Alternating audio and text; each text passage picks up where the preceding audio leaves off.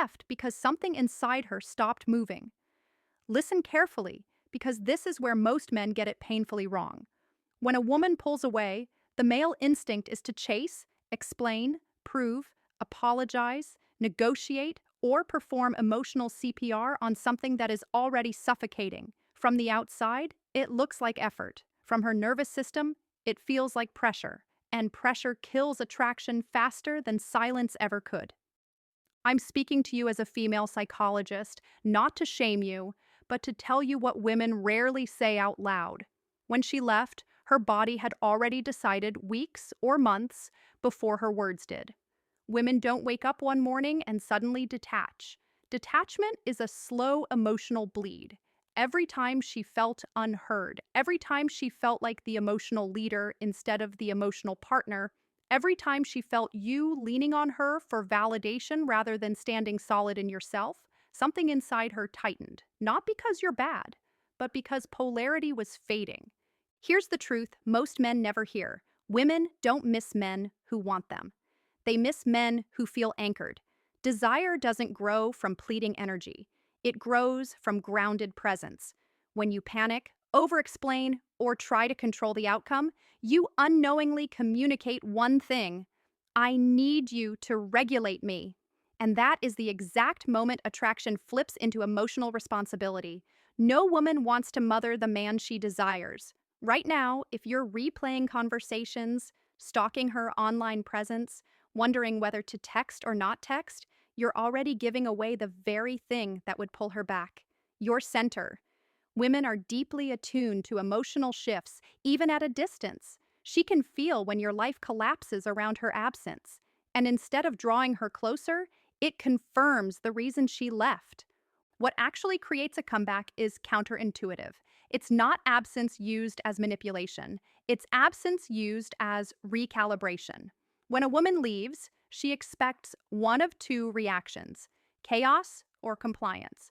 When she gets neither, when she senses stability, emotional self-respect, and forward motion, her subconscious starts asking questions she can't easily silence. Why does he seem okay? Why does his energy feel different? Why do I feel drawn back even though I left? This isn't about pretending not to care. Women can smell fake indifference instantly. This is about shifting from emotional pursuit to emotional leadership. When you stop orbiting her emotions and start returning to your own mission, your own rhythm, your own self-respect, something powerful happens. The dynamic changes. You're no longer reacting, you're choosing. And here's the uncomfortable part most men resist. You have to become someone she can come back to, not someone waiting where she left you. Stagnant loyalty is not attractive. Growth is. A woman returns when her nervous system feels safety and excitement. Safety without excitement feels like friendship. Excitement without safety feels like chaos. The man she can't stay away from embodies both, without announcing it, without demanding recognition. Right now, your job isn't to get her back. Your job is to stop leaking energy into fear and start consolidating it into presence. Because the moment she senses that you're no longer trying to pull her, only standing fully in yourself, something ancient and magnetic begins to wake up inside her.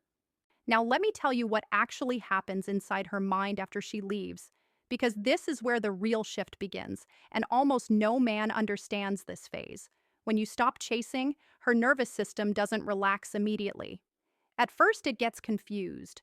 Women are pattern recognition machines. She expects emotional pursuit, explanation texts, late-night messages, or at least some signal that you are destabilized without her. When that signal doesn't arrive, her subconscious flags it as unfamiliar. And unfamiliar is where curiosity lives. Here's the key psychological truth. Attraction doesn't reignite through reassurance. It reignites through contrast. When your energy changes, her internal narrative gets disrupted. She starts replaying moments, not the arguments, not the problems, but the version of you that felt grounded, calm, and self-directed. The man she initially bonded with, the man she hasn't felt in a while. This is where most men self-sabotage without realizing it. They mistake silence for disinterest. They assume that if she hasn't reached out yet, it means it's over.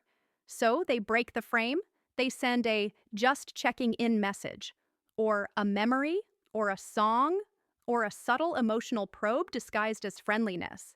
And the moment they do, her nervous system relaxes again, but not in a good way. It relaxes into certainty. Certainty that you are still emotionally available on demand.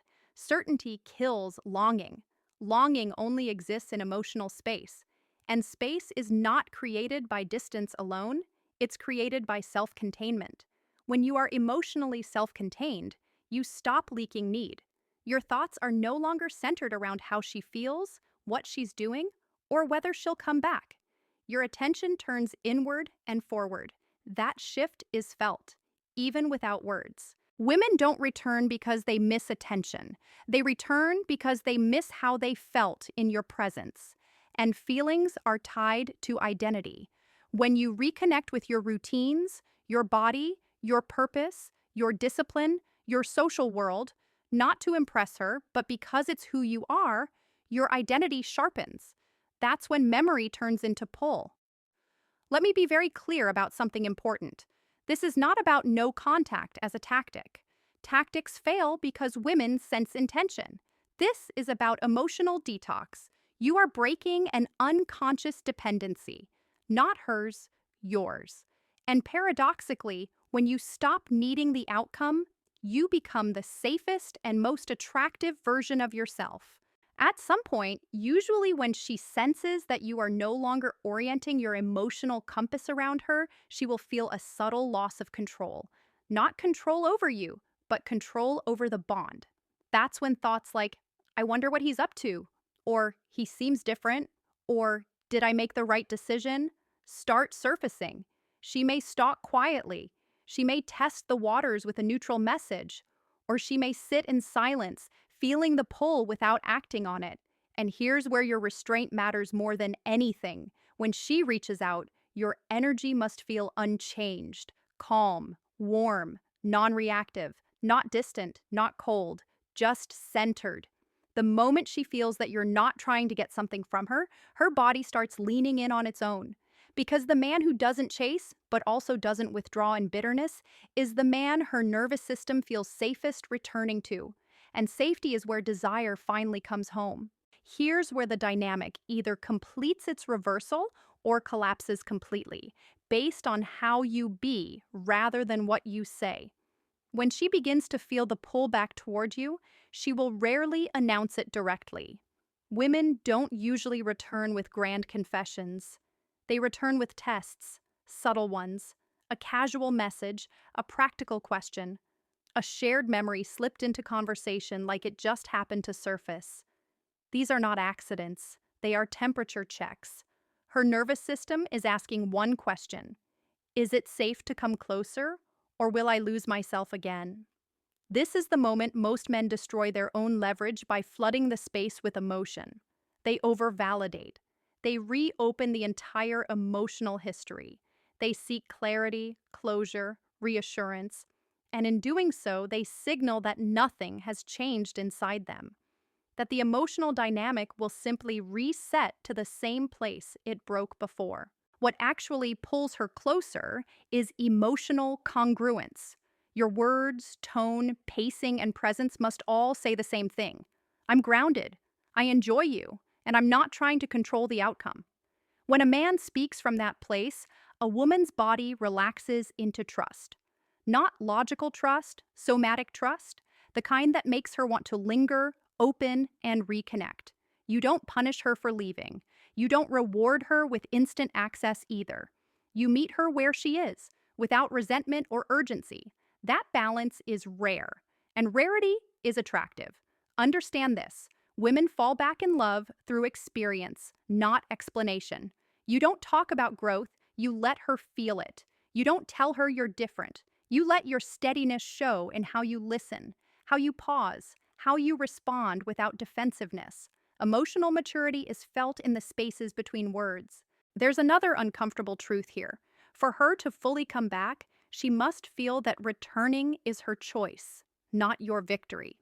If she senses that you've been waiting, hoping, counting days, she will feel pressure, even if she still feels desire.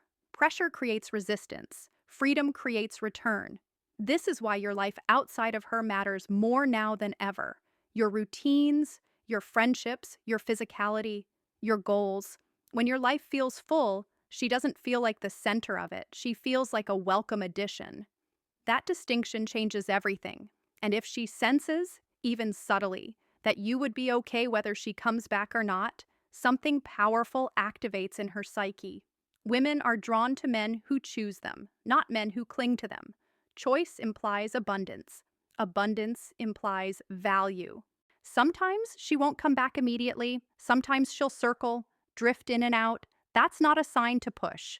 It's a sign to remain stable. Consistency without pressure is the language of emotional safety. And here's the deepest layer most men miss. When you hold your frame calmly, you give her permission to feel again, without fear of being consumed by your needs. That's when attraction doesn't just return, it deepens. Because now, you're no longer the man she left. You're the man she can finally come back to without losing herself. Now, let me leave you with the final truth, the one that determines whether this cycle repeats or ends for good. If she comes back, it will not be because you proved something. It will be because the emotional dynamic transformed. And that transformation doesn't happen through strategy. It happens through identity. The man she returns to must not be the man who was afraid of losing her.